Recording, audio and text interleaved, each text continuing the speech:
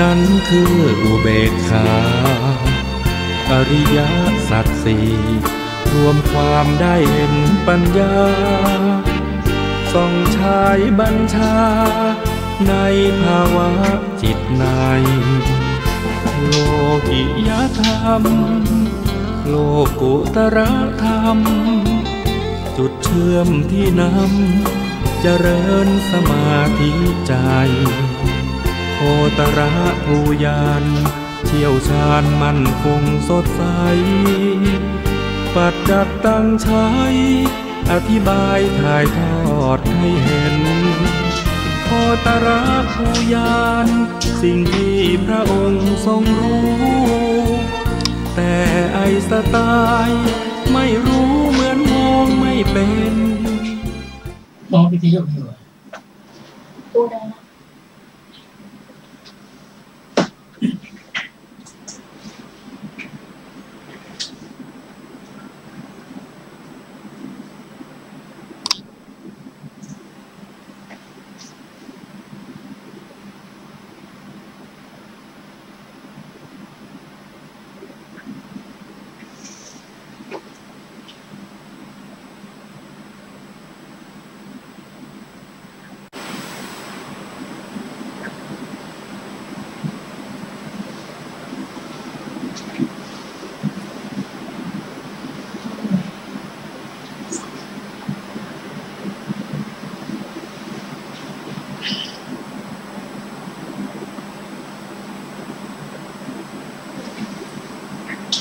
ต้องเป็นแค่หรอ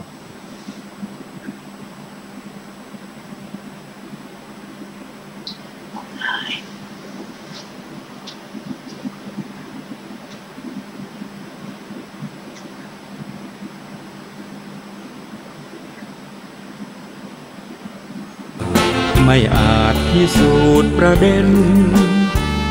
พระองค์ทรงเห็นเพราะอยู่ในญาณชั้นสูงรู้แจ้งแจ่มชัดการเปลี่ยนแปลงยิ่งนักกฎพระไตรลักษณ์ชักนำใจปรับปรุงกายนอกกายในแยก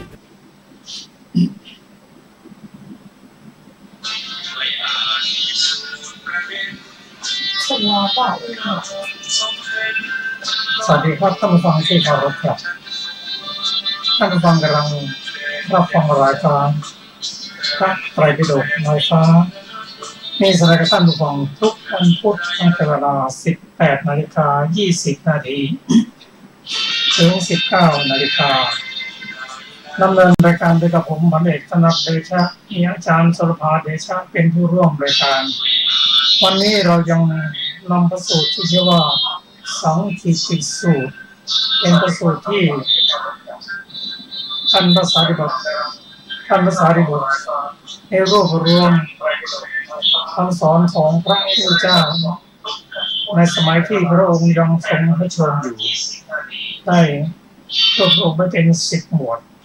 วันนี้เรามาศึกษาหมวดที่4ในเรื่องของการก้าวลงสู่คันก็ขอเชิญอาจารย์สุรภาครับสวัสดีค่ะท่านผู้ฟังทุกท่านการก้าวลงสู่คัน1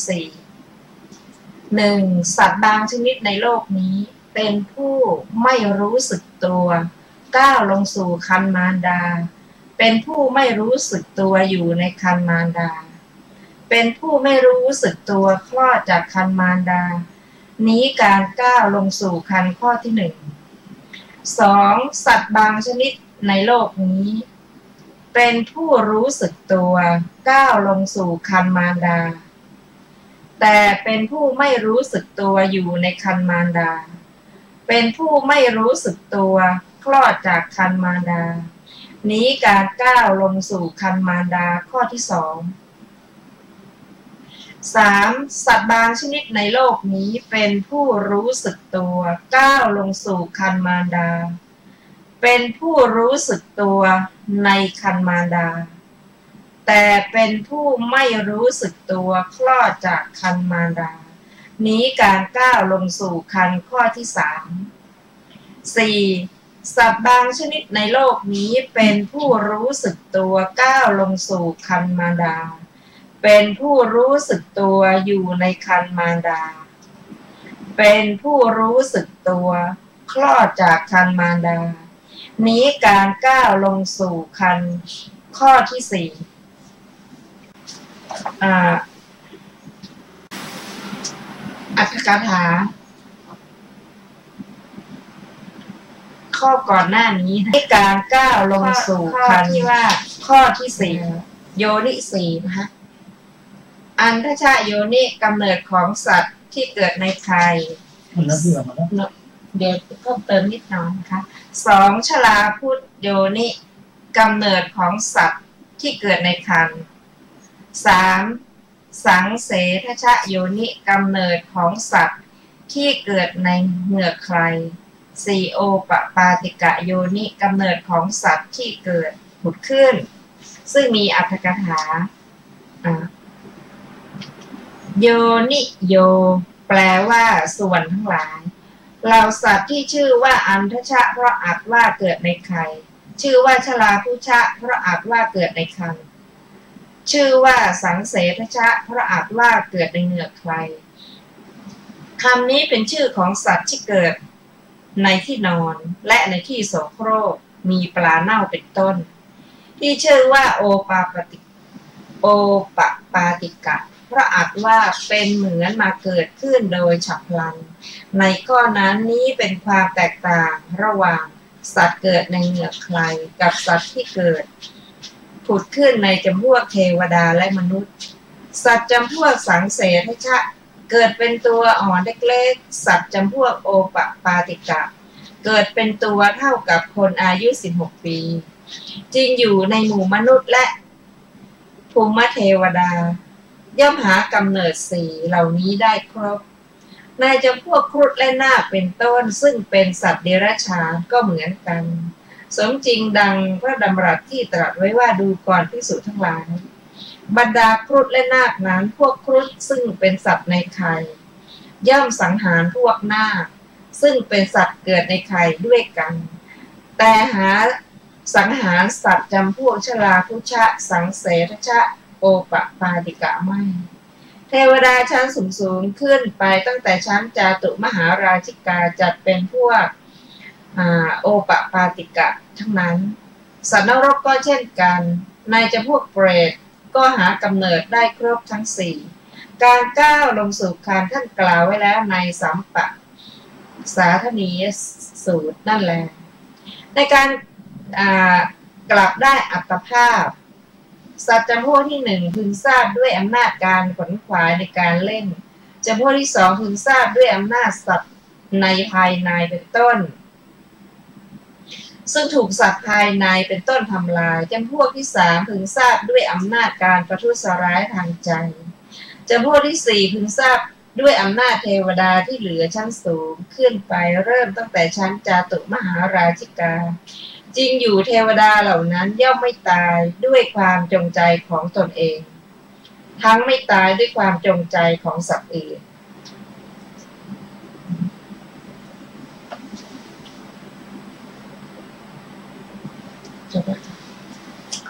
ท่านผู้ฟังที่เคารพก็เป็นที่ทราบว่า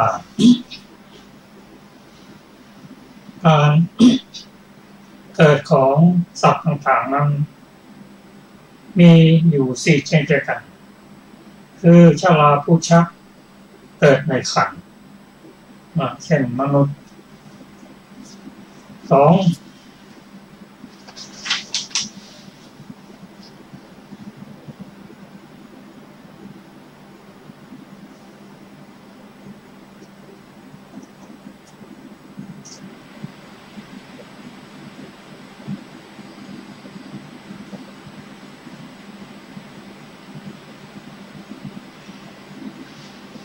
คือมนุษย์นั้นเรียกว่าที่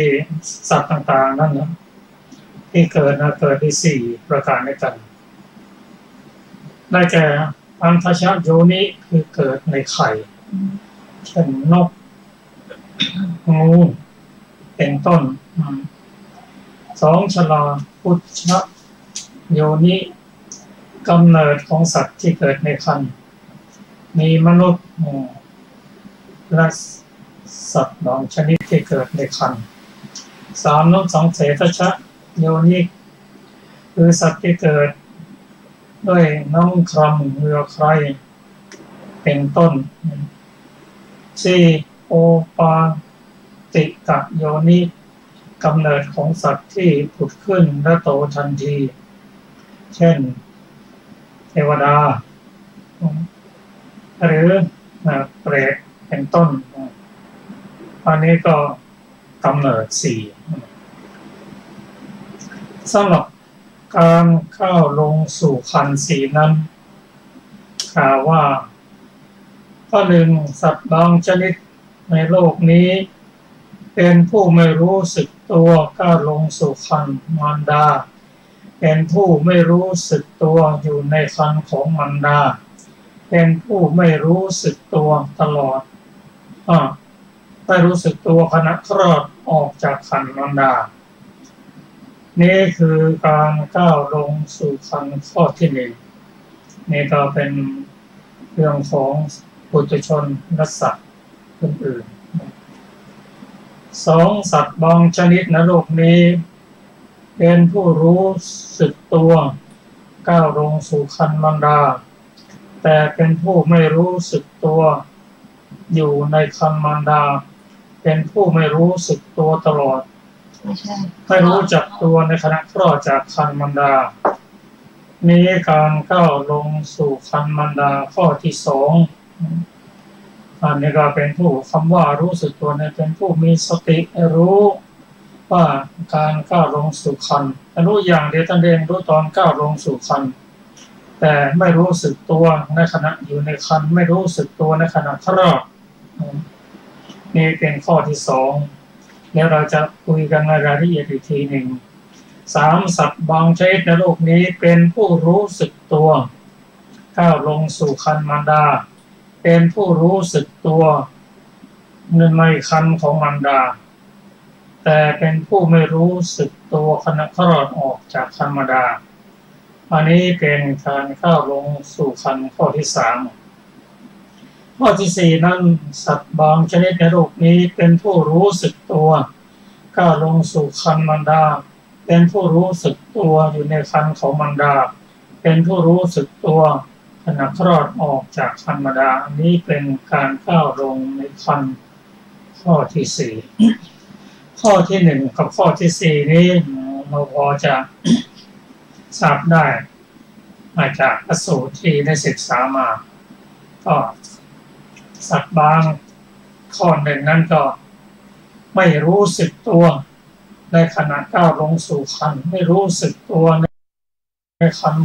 ขณะอยู่ในครรภ์ไม่รู้สึกตัวในขณะคลอดจากครรภ์ของมารดาผู้ไม่มีสติสมบูรณ์และพวกสัตว์ต่างๆด้วยสำหรับข้อที่ 4นั้นรู้สึกตัวในขณะก้าวลงสู่ครรภ์มารดารู้สึกตัวขณะอยู่ในครรภ์มารดาและรู้สึกตัวในขณะคลอดออกจากครรภ์มารดานี่ก็ได้แก่พระโพธิสัตว์ผู้จะเป็นปฏิสนธิจะเป็นผู้พระพุทธเจ้าได้แก่พระโพธิสัตว์ของเราขณะลงสู่ออกมาจากดุสิตสวรรค์ชั้นดุสิตก้าวลงสู่ครรภ์มารดาก็รู้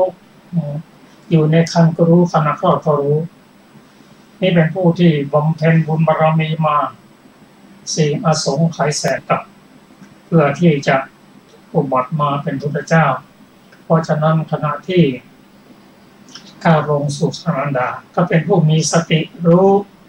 อยู่ในครรภ์ก็รู้ขณะคลอดก็รู้นี่ได้แก่พระโพธิสัตว์ผู้ที่จะเป็นพระสัมมาสัมพุทธเจ้าเรามาศึกษากันว่าผู้ที่จะรู้สึกตัวระลึกได้นั้นเป็นผู้ที่มีสติไม่หลงลืมรู้สึกตัวสำหรับข้อ 2นั้นรู้สึกตัวขณะ ก้าวลงสู่ครรภ์แต่ไม่รู้สึกตัวขณะอยู่ในครรภ์ไม่รู้สึกตัวขณะคลอดออกจากครรภ์ของมารดาอันนี้ก็เป็นผู้มีสติไม่สมบูรณ์สัตว์บางชนิดข้อที่สามนั้นเป็นผู้รู้สึกตัวขณะก้าวลงสู่ครรภ์เป็นผู้รู้สึกตัวอยู่ในครรภ์แต่เป็นผู้ไม่รู้สึกตัวขณะคลอดออกจากครรภ์มารดานี้เป็นการ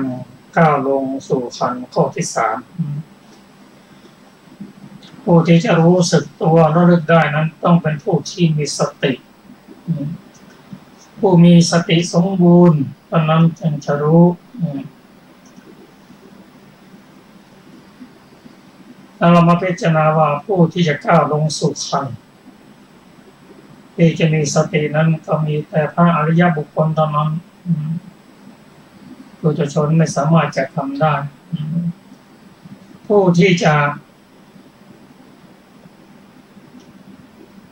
ปฏิสนธิ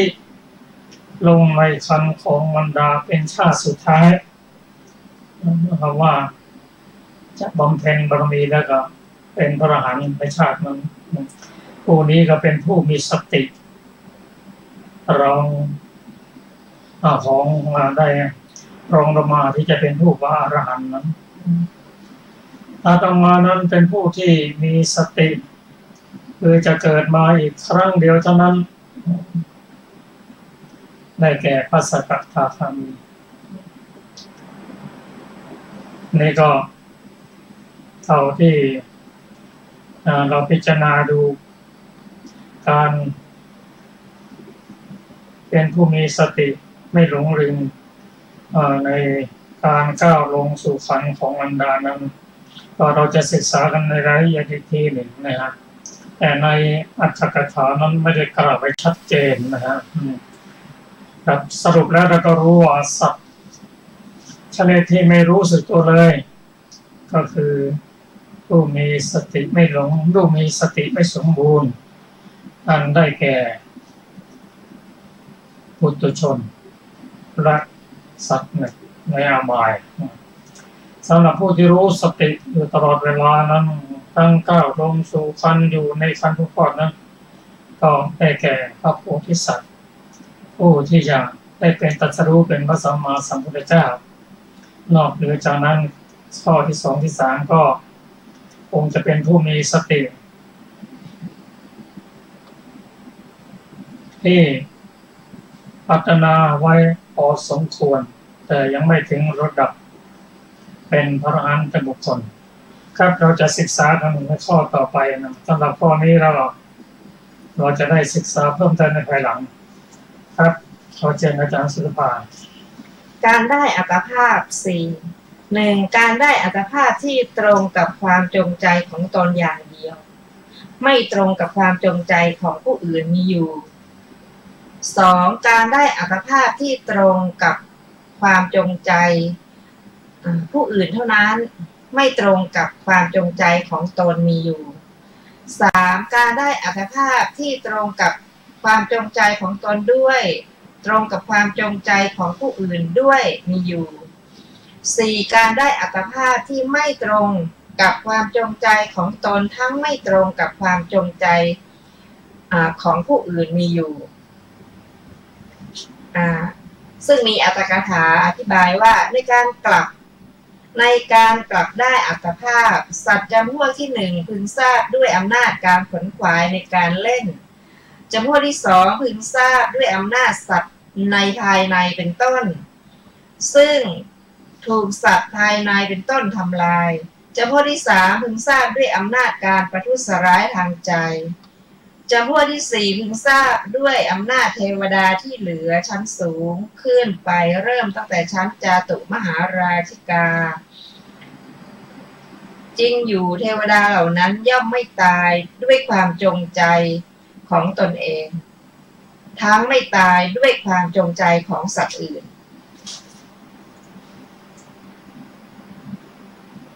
บทต่อไปนะคะเอาข้อต่อไปทักขินาวิสุทธิ4 ทักขินาบริสุทธิ์ฝ่ายทายกไม่บริสุทธิ์ฝ่ายปฏิฆาหก 2. ทักขินาบริสุทธิ์ฝ่ายปฏิฆาหกไม่บริสุทธิ์ฝ่ายทายก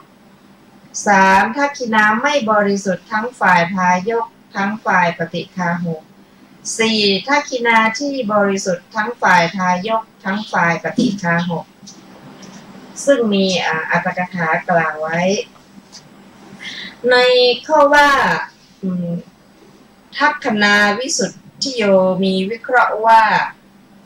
ที่ชื่อว่าทักษิณวิสุทธิเพราะอาจว่าเป็นเหตุ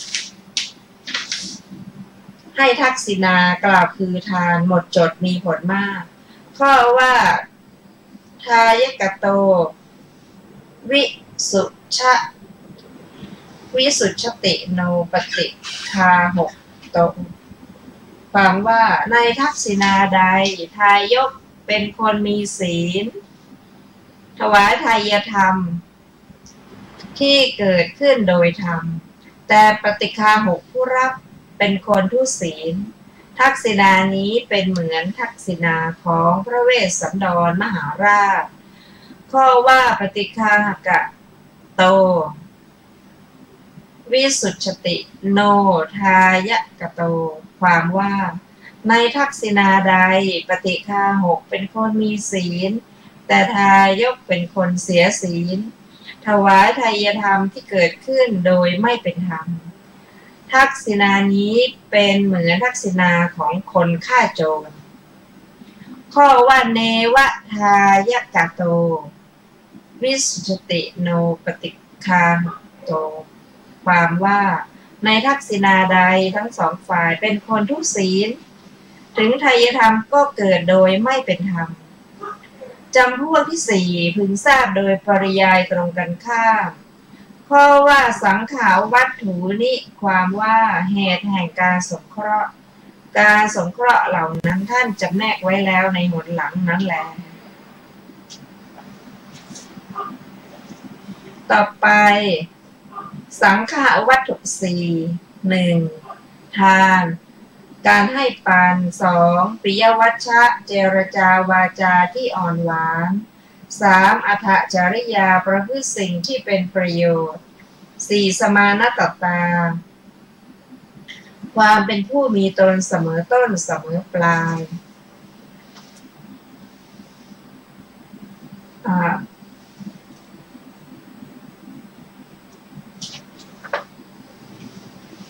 ต่อไปคืออนะ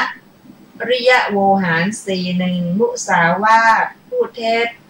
2ปิสุนาวาจาพูดส่อเสียด3พรุสวาจาพูดคำหยาบ4สัมผัสปลาปาพูดเพ้อเจ้อ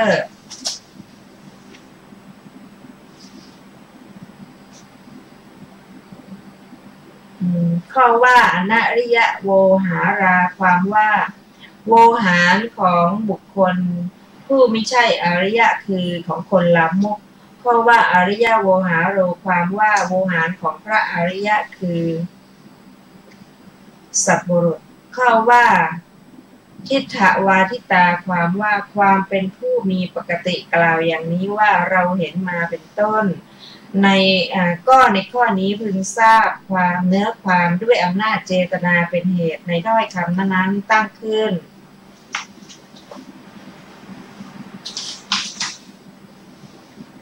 อริยโวหาร4 1มุสาวาทาเวรมณีเว้นจากการพูดเท็จ2ปิสุนายาวาจายเวรมณีเว้นจากการพูดส่อเสียด3พรุสายะวาจายะเวรมณีเว้นจากพูดคำหยาบ4สัมผัสปลาปา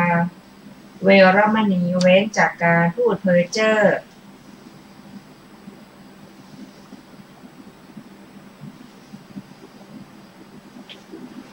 อริยวัตสี่อริยโวหารต่อไปเป็นอนะริยโวหารอีก1อธิเถทิฏฐวาทิตาเมื่อไม่ได้เห็นพูดว่าได้เห็น2อสุเตสุตวาทิตาเมื่อไม่ได้ยินพูดว่าได้ยิน3อมุเตมุตวาทิตา เมื่อไม่ได้ทราบพูดว่าได้ทราบ 4. อวิญญาเตวิญญาตวาทิตาเมื่อไม่ได้รู้พูดว่าได้รู้ครับท่านผู้ฟังที่เคารพครับที่ได้ฟังจบนี้เป็นพระสูตรที่ชื่อว่าสังฆทิฏฐิสูตรบทที่4นะเพราะบางข้อความก็เขาจะเข้าใจได้ง่ายแต่บางข้อความก็จะต้องศึกษาในรายละเอียดอีกครั้งหนึ่งครับสำหรับวันนี้ก็ขอบคุณท่านผู้ฟังทุกท่านที่ติดตามรายการนี้ครับพบกันใหม่ในวันพุธหน้าสำหรับวันนี้สวัสดีครับสวัสดีค่ะ